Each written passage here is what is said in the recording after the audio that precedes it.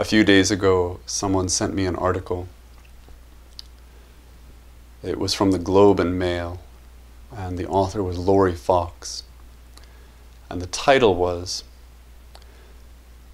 "The life you thought you were going to have is gone."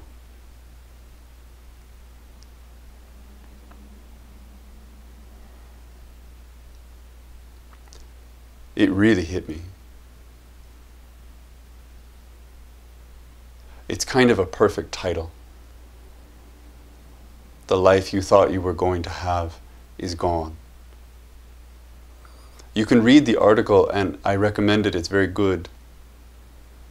But the fact is that when you read that title, you don't need to read the article. You know what it's going to say.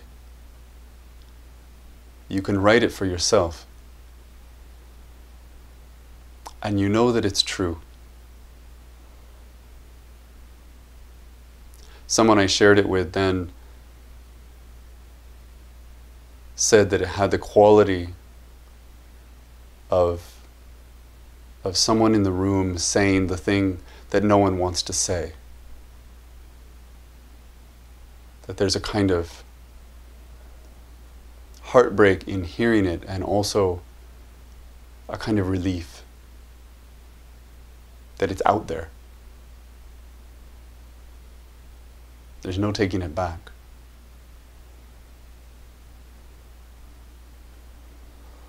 When I first read that title, I started going through everything that's happened in the last few months. How much has changed. How a year ago we could never have predicted the ways in which our lives would be different, or the degree to which our lives would be different.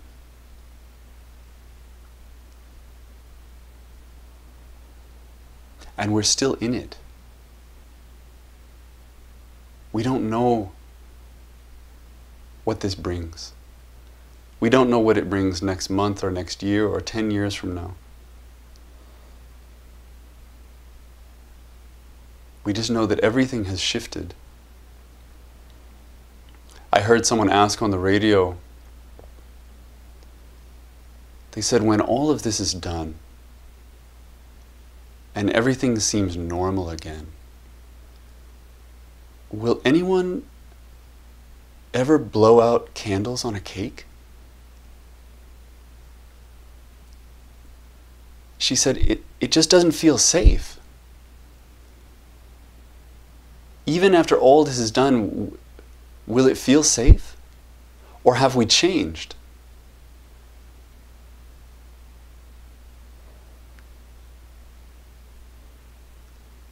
There's so many things. The world has changed, and we have changed.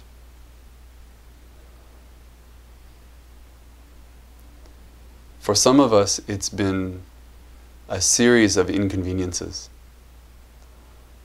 And for some of us, it's been something more like total loss, a cataclysmic event.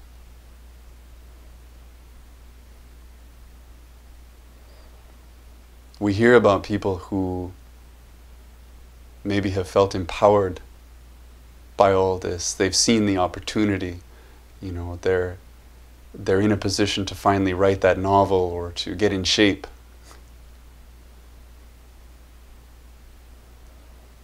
There are other people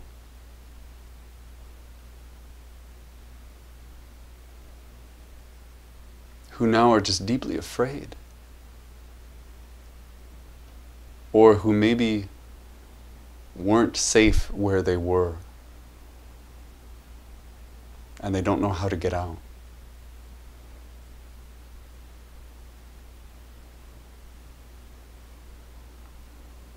The life you thought you were going to have is gone.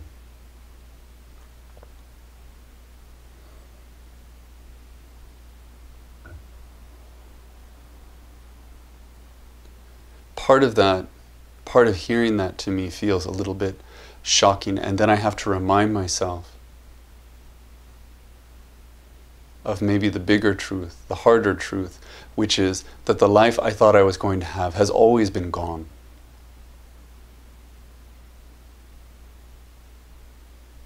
It was never going to happen. And that's true for all of us.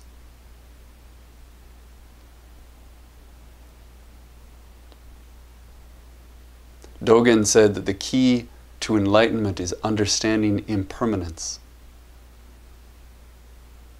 That's part of this. Seeing that things change, seeing that things fall away, even if for just a second they seem like what we wanted. We have no control. And Sosan, who was just a couple, I think it was Sosan, a couple generations after Bodhidharma, famously said that the way is not difficult for those who have no preferences. But we do have preferences. I suspect most of us will always have preferences. We can't imagine what it would be to be without preferences. We can't imagine who we would be without preferences. And so I think we need to, at least for now, amend it.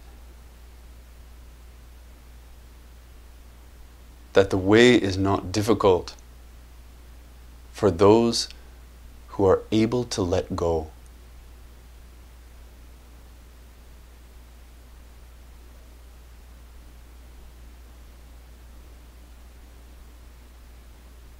Part of what's difficult, I think, about Buddhism, if you're coming to it looking for all the things that religions offer, is that it doesn't offer much. It's kind of the death and taxes religion. It doesn't say a lot about what you might get. It says a lot about what you cannot avoid. That you can't get out of impermanence, and you can't get out of interdependence, and you can't get out of this feeling, however much you would like to, that things aren't quite right. You're just swimming in that all the time. And rather than say, though some traditions do, rather than say that there's some magical escape route, the practice comes down to, what if these things don't go away?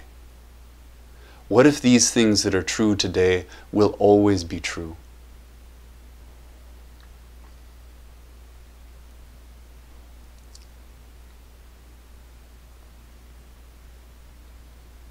What if I can never have the life that I thought I was going to have?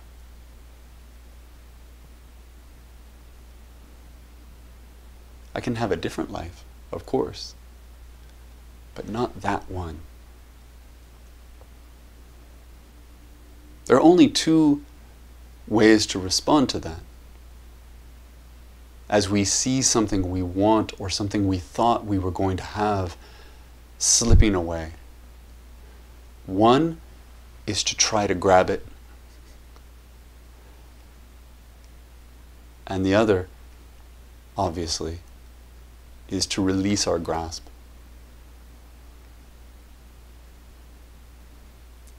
Let it go and let something else come in.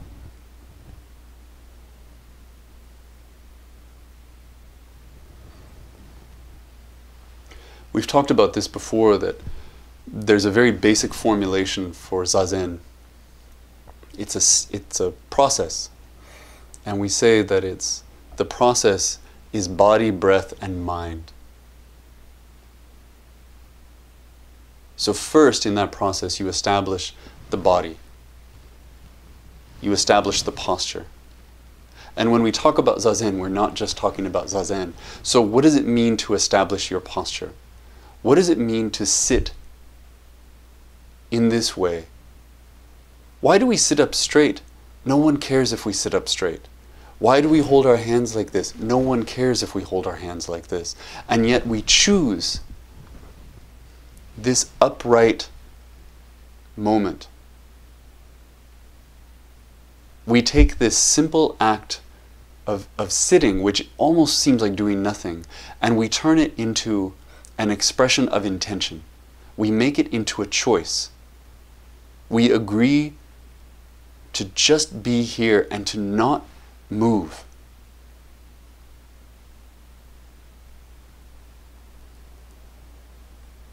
We agree with the body to bring some energy to this moment.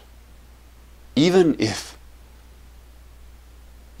we can't articulate why this moment matters, or if this moment matters in the story that we're telling.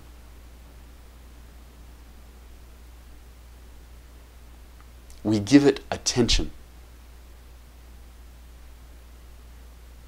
Because what's the alternative? And then we turn to the breath. And here's the very, very simple thing that I want to say when I think about this loss, this constant loss. Which is that I think we need to be able to choose to be people who inhale and people who exhale. And I know that sounds like nothing. When we exhale, there is loss. There's a goodbye.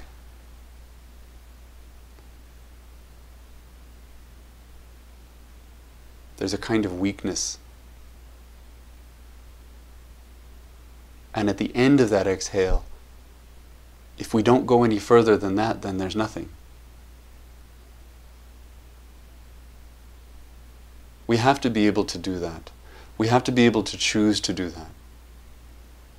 To exhale completely. You know what it's like when you're nervous. It's difficult to breathe out. You can breathe out a little bit, but then you and then you breathe in again. It's like there's something you're trying to preserve. There's something you're trying to hold up. It takes a certain kind of, I don't want to say faith, I don't want to say trust, but a confidence in how things are. To be able to breathe out all the way until there's nothing. And then we also have to be people who can inhale.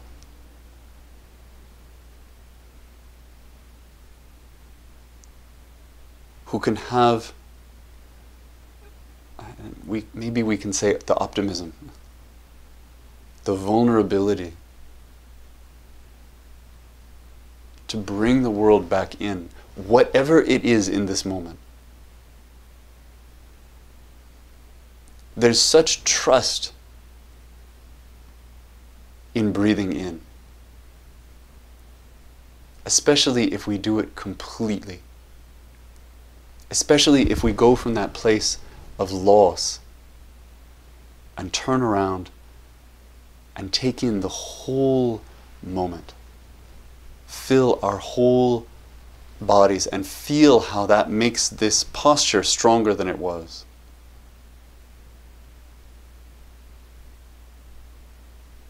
We get straighter and we get fuller.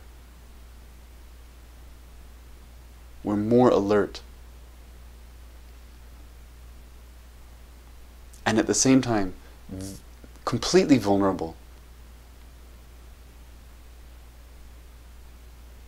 There's almost no action we perform while breathing in. It's not safe.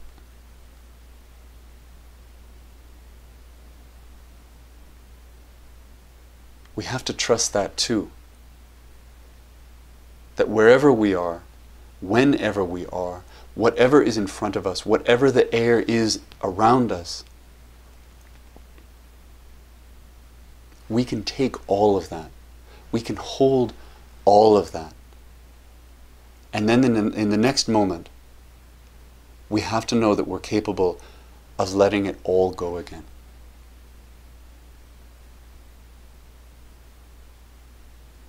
That's Zazen, but that's just our life.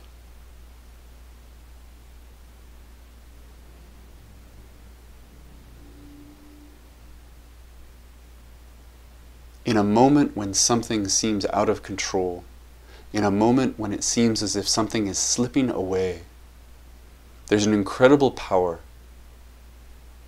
in stopping and breathing, not to relax, not to get ourselves together,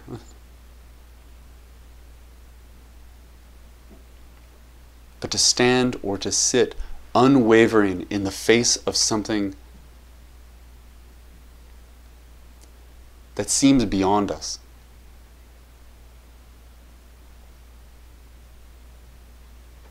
And then to let it all in. And then to open our hands and let everything we have go. And then to do it again. And to do it again. We say body, breath, and mind. I don't like to talk about mind. But we can trust body and we can trust breath. If we do these two things fully, I think mind takes care of itself. I think that's what this has always been pointing to. I think that's what's always been true.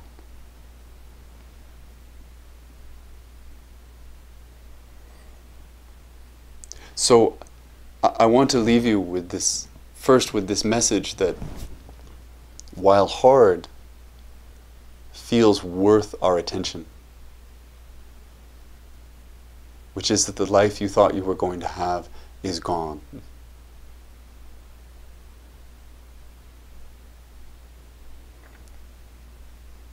But second, I want to leave you with the simplest, most basic version of the practice there is, which is just what you're doing now. Intentionally. As a kind of agreement with the world. Not to move. Not to grasp. And not to push away.